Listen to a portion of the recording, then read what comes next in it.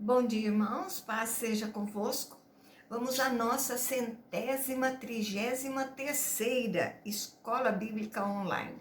Estamos aí já há vários domingos, né, aprendendo a Palavra de Deus. Espero que você esteja gostando, curta, compartilhe, comente, para que nós possamos acompanhar você, amém?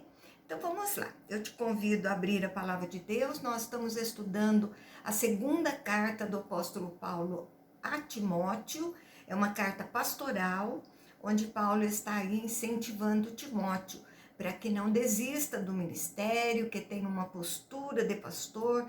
Então tem muitos ensinamentos para nós da liderança de uma igreja e também para que a própria igreja, a membresia, saiba do que acontece. Então, não é muito diferente dos tempos de hoje.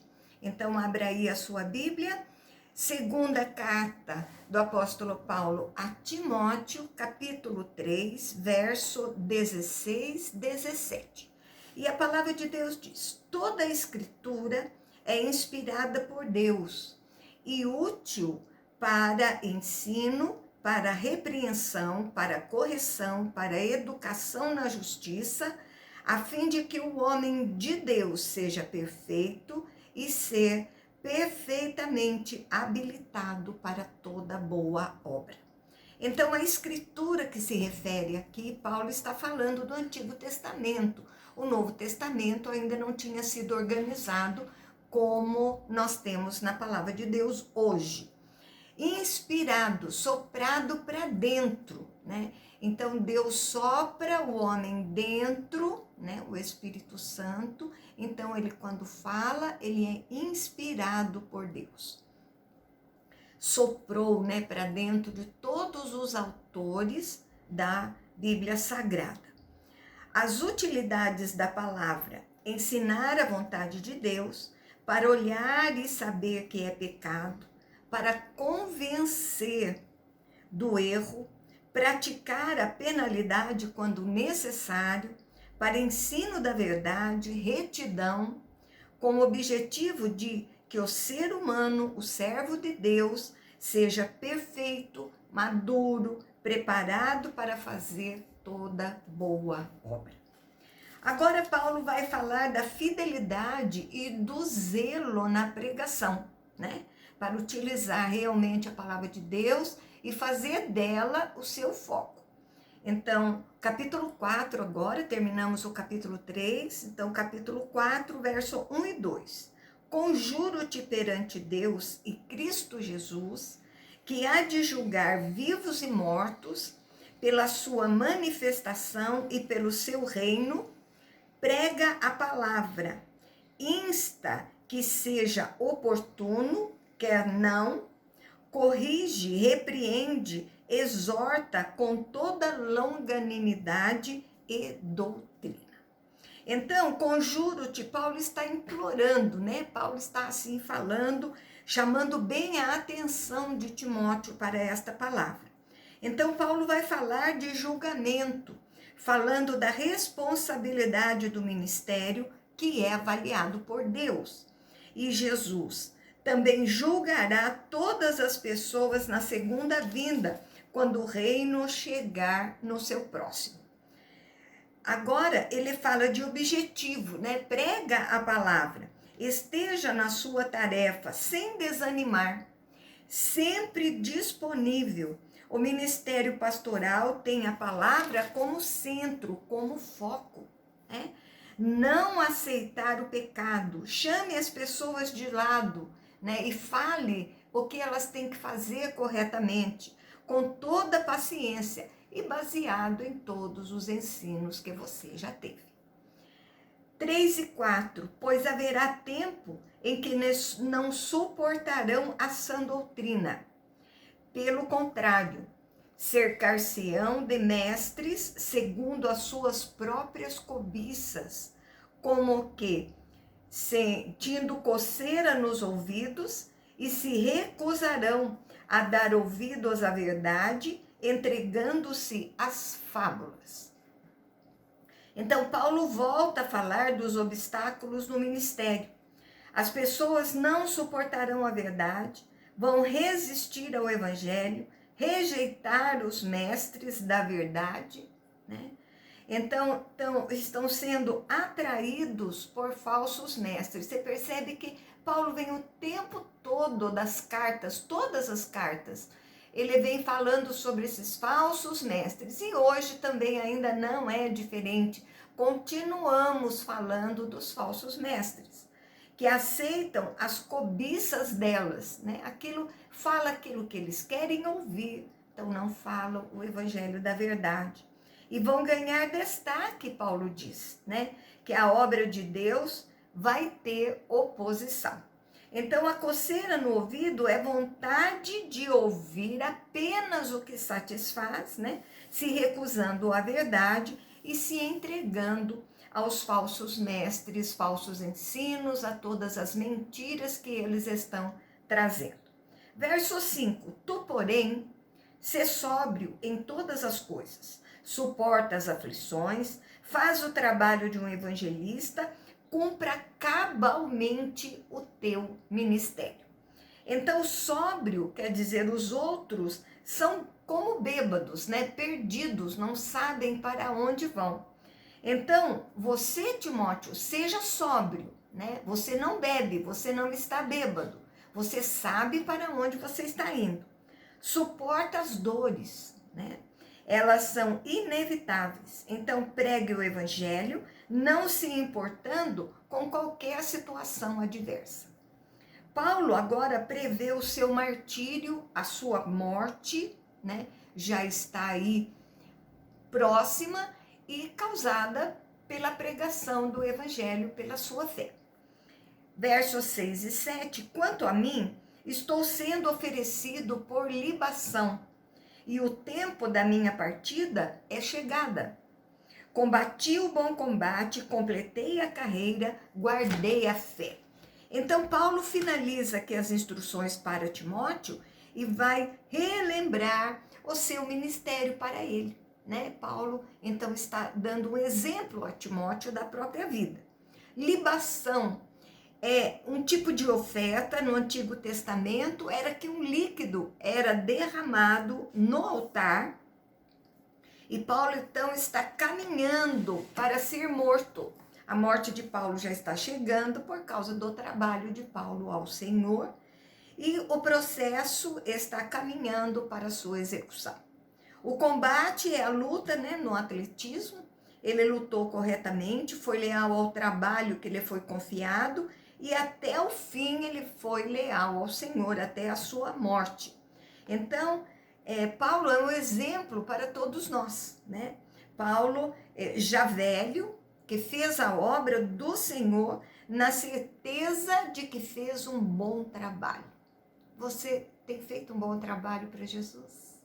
Essa deve ser a nossa pergunta todos os dias. Fiz um bom trabalho hoje para o Senhor? O que eu fiz para o Senhor hoje? Então, deve ser uma pergunta que devemos fazer todos os dias para nós. Verso 8. Já agora a coroa da justiça me está guardada, a qual o Senhor, reto juiz, me dará naquele dia, e não somente a mim, mas também a todos quanto amam a sua vinda. Então, a ideia é, depois de vencida a competição, resta agora receber o prêmio, a coroa, né, de vitorioso. Era chamado naquelas competições em Roma de grinalda de laureis.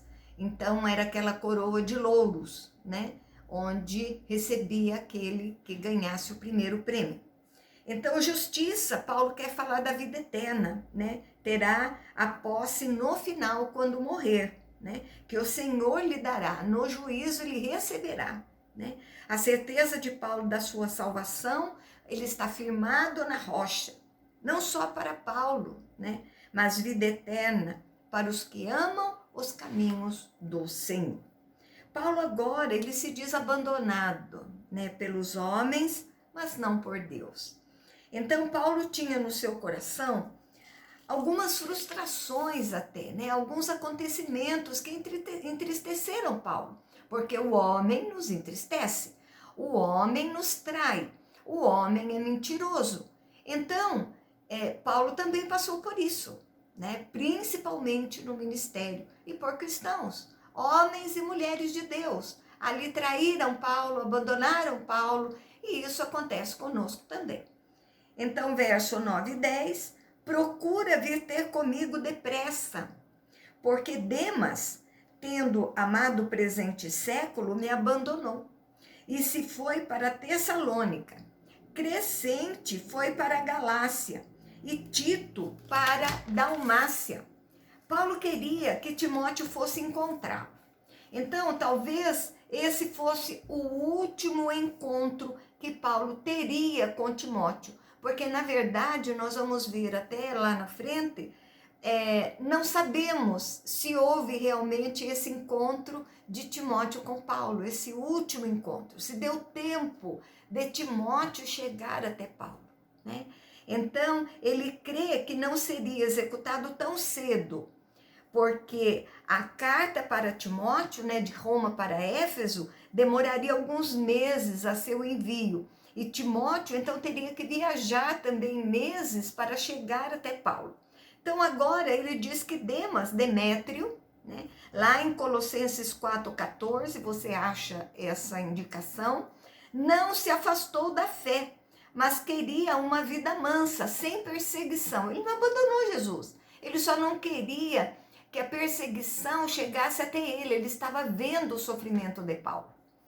Crescente, a pressão, né? Sofrendo uma grande pressão por causa da perseguição. E Tito foi enviado, a próxima carta que nós vamos estudar é Tito. Tito foi enviado para ficar no lugar de Timóteo, enquanto Timóteo fosse ter com Paulo em Roma. Então, Paulo fez todo o esquema para que tudo estivesse de acordo. Então, Tito vai para Jerusalém, vai para Éfeso, na verdade, me desculpe, vai para Éfeso, onde Timóteo era pastor. Então, essas pessoas abandonaram Paulo para ter uma vida mais tranquila e mansa. Mas Paulo estava ali sem apoio. E Paulo continua falando, verso 11 e 12, somente Lucas está comigo. Toma contigo Marcos, traze-o, pois me é útil para o ministério. Quanto a Tíquico, mandei-o até Éfeso.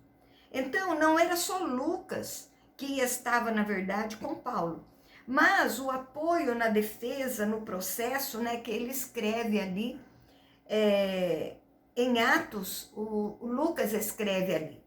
Então, Marcos, em Atos, no capítulo 15, diz que ele havia se desentendido com Paulo. Então, ele não está com Paulo mais. Continua no ministério, tudo, mas houve ali uma desavença, uma discordância em alguma coisa, e Marcos foi embora. Agora, Paulo manda que Marcos venha. Então, isso é um sinal de que ele já fez as pazes, já perdoou Marcos, já se entenderam, né? E Tíquico, companheiro de Paulo, ele vai levar a carta. Eu falei Tito, mas não é Tíquico, que vai estar no lugar de Timóteo quando Timóteo vier para Roma. Então, vai ali para Éfeso, no lugar de Timóteo, enquanto Timóteo vem para Roma. Verso 13, 14, quando vieres, traze a capa que deixei em Troade, na casa de Carpo, bem como livros, especialmente os pergaminhos. Alexandre o latoeiro causou-me muitos males. O Senhor lhe dará a paga segundo as suas obras. Então, a capa era uma proteção, né, para o frio, ali, chuva, e quando chegasse o inverno, ele estaria ali todo aconchegado, né, e guardado do frio, da chuva. Então, os pergaminhos eram livros feitos de pele de carneiro, e latoeiro, que trabalha com cobre e ferro. Alexandre era resistente ao evangelho, né? E Paulo o entrega nas mãos de Deus porque ele causou muito mal a Paulo. Paulo perdoa, mas Deus vai fazer justiça sobre a vida dele de uma maneira correta. 15 e 16. Tu guarda-te também dele, porque resistiu fortemente às nossas palavras. Na minha primeira defesa, ninguém foi a meu favor. Antes, todos me abandonaram. Que isso não lhes seja posto em conta. Então, não se sabe o que ele fazia, mas se levantava contra Jesus. Toma cuidado, Paulo diz, né? Quando Paulo foi ouvido em Roma pela primeira vez, ninguém se colocou a favor de Paulo, né? Eles podiam estar em favor, mas preferiam não se envolver com aquela situação, com medo da perseguição mesmo. Mostra que perdoa eles, né? E Paulo fala que foi abandonado no momento da defesa, né? E não em outras áreas. Verso 17 e 18, mas o Senhor me assistiu e me revestiu de forças, para que, por meu intermédio, a pregação fosse completamente cumprida, e todos os gentios o ouvissem, e fui libertado da boca do leão. O Senhor me livrará de toda obra maligna, e me levará salvo para o seu reino celestial. A ele a glória pelos séculos dos séculos. Amém. Então Paulo diz que dentre tudo isso, ele sabe que o Senhor esteve com ele, ele viu a mão do Senhor o guiando e o livrando, ele diz aqui da boca do leão, né? O Senhor não me abandonou, diz Paulo, ele me fortaleceu para poder fazer a sua vontade, mesmo preso, para que a exposição do evangelho fosse continuada, né? Feita ali perante as autoridades. Mateus 24 é a profecia que seus discípulos seriam levados a tribunais para anunciar o evangelho a autoridades, mas os romanos. Fui libertado dos perigos na primeira defesa, foi libertado da condenação, tem certeza da salvação mesmo próximo à morte. Sua fé e vitória está decretada pelo justo juiz. A ideia para Timóteo o pior pode acontecer, Timóteo, né? Mas o Senhor me livrará e sou salvo para o reino celestial. Então, se acontece comigo, vai acontecer com você também. Agora, a saudação final para Paulo encerrando esta carta, né? A segunda carta a Timóteo, verso 19 e 20. Saúda Prisca e Áquila e a casa de Onesífero. Erasto ficou em Corinto. Quanto a Trófimo, deixei-o doente em Mileto. Então, Prisca era uma forma reduzida e carinhosa de chamar Priscila, né? Priscila e Áquila, lá em Atos 13, 2. Erasto eram servos em Corinto. Trófimo ficou doente em Mileto. Então, a organização de trabalho para a dispersão do evangelho tinha muitos apoiadores, né? Grandes pessoas comprometidas com a verdade. Então, nós não trabalhamos sozinhos. Nós precisamos deixar pessoas incumbidas de levar a palavra de Deus, né? Dar continuidade ao evangelho. E, por fim, o verso 21 e 22, apressa-te a vir antes do inverno. Eúbulo te envia saudações, o mesmo fazem Prudente, Lino, Cláudia e os irmãos todos. O Senhor seja com teu espírito e a graça seja convosco. Então, no inverno, a navegação era muito difícil e não conseguiria chegar. Então, existe um grupo de pessoas que tem contato com Paulo, né? Estavam ali apoiando e ajudando Paulo. A graça esteja com Timóteo e com os irmãos. Então, esta foi a última carta que Paulo escreveu, pelas datas, né? Nós vimos isso. E logo após, Paulo foi executado no ano de 68 depois de Cristo. E esta carta foi escrita no ano de 67 depois de Cristo. Então, como eu disse, não temos a certeza de que Timóteo tenha chegado a tempo, né, até Paulo. Nós não sabemos. Então, aqui encerrada a segunda carta do apóstolo Paulo a Timóteo. Agora nós vamos a mais uma carta pastoral, a carta do apóstolo Paulo a Tito. Então, vamos continuar aí, vamos falar algo sobre esta palavra. A autoria. Paulo se identifica como autor, da mesma forma que na primeira e segunda carta a Timóteo. Existem alguns que questionam a autoria pela diferença de vocabulário, maneira de falar, mas Paulo se identifica no capítulo 1, no verso 1, como ele, autor desta carta a Tito. Quando foi escrita? É provável que Paulo tenha escrito esta carta pastoral na sua 4ª viagem missionária, antes da sua 2ª prisão em Roma.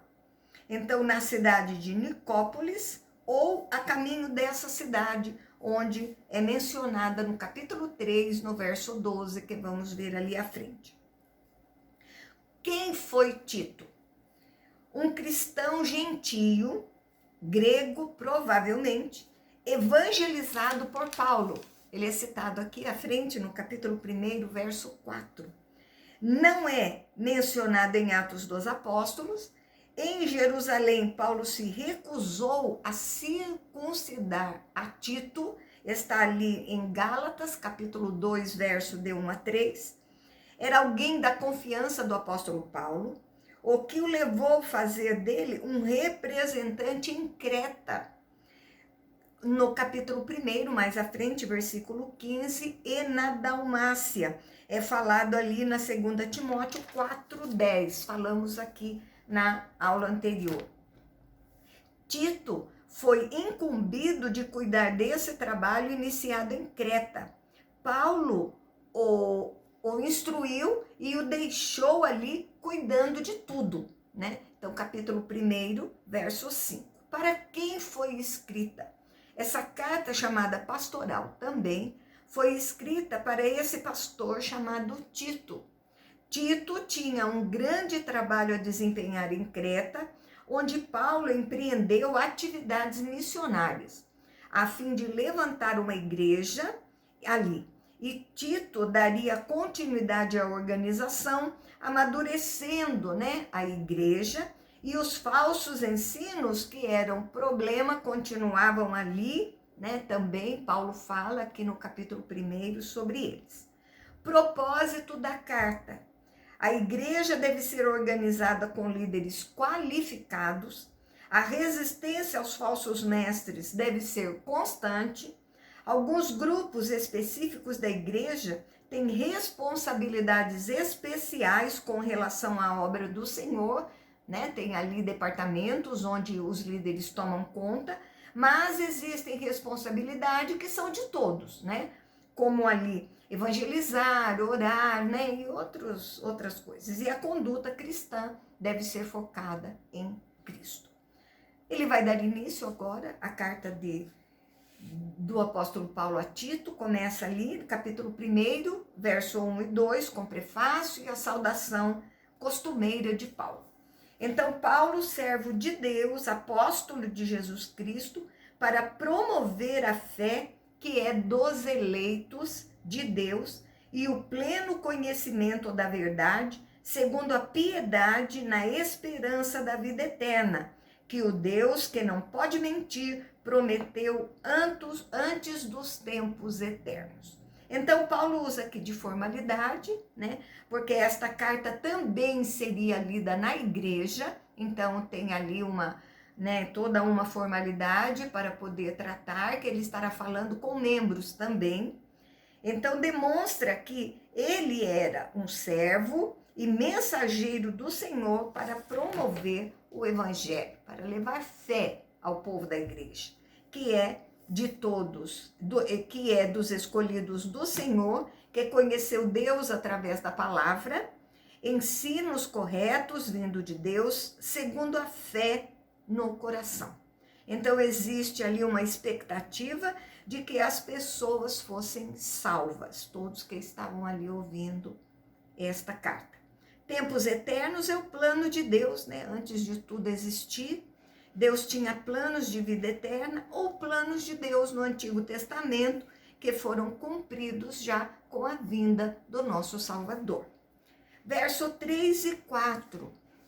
e em tempos devidos manifestou a sua palavra, mediante a pregação que me foi confiada por mandato de Deus, nosso Salvador, a Tito, verdadeiro filho, segundo a fé comum, graça e paz da parte de Deus Pai e de Cristo Jesus, nosso Salvador.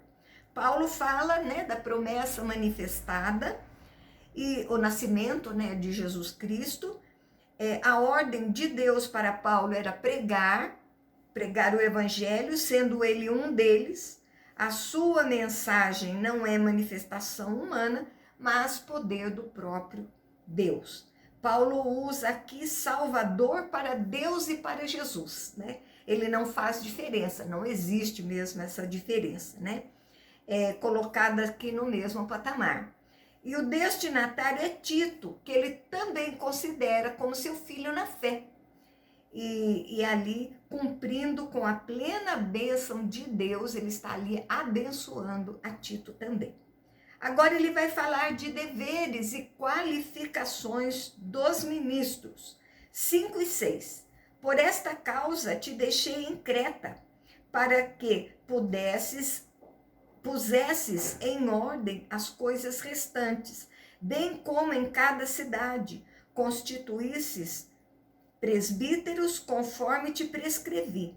Alguém que seja irrepreensível marido de uma só esposa, que tenha filhos crentes, que não são acusados de dissimulação, nem são insubordinados.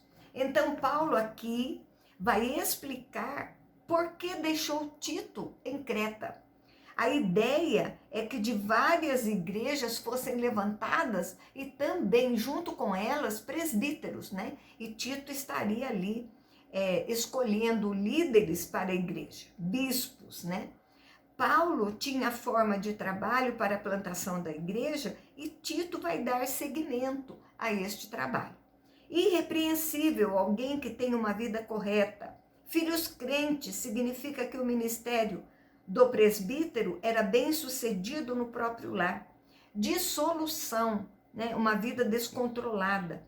Insubordinados, desobedientes, insubmissos, desrespeitosos para com os pais.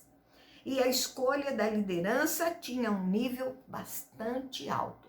Eu acho muito interessante essas cartas pastorais e que nós estamos trazendo aqui na própria escola bíblica. Não só a liderança está assistindo esses vídeos. Por quê? Porque você tem conhecimento de como funciona a igreja. Não é de qualquer jeito. Não é um que achou que podia ser um pastor, ser um líder da igreja e assim vai acontecer. Não, tem que ter um chamado. Então ele tem que ter qualificações para poder estar ali cumprindo o ministério. Amém? Paulo, então, aqui falou de algumas coisas que Tito deveria observar para para escolher, né, ali os presbíteros, escolher ali os bispos para a igreja, para compor a liderança. E à frente, Paulo vai falar ali também, né, das qualificações e também de alguns itens necessários. Então, nós vamos parar por aqui. Espero que você tenha gostado da nossa aula, que você tenha aí um excelente domingo na presença de Jesus, junto com a sua família. Me despeço de você, até a próxima aula, se assim o Senhor permitir, e um beijo grande no seu coração.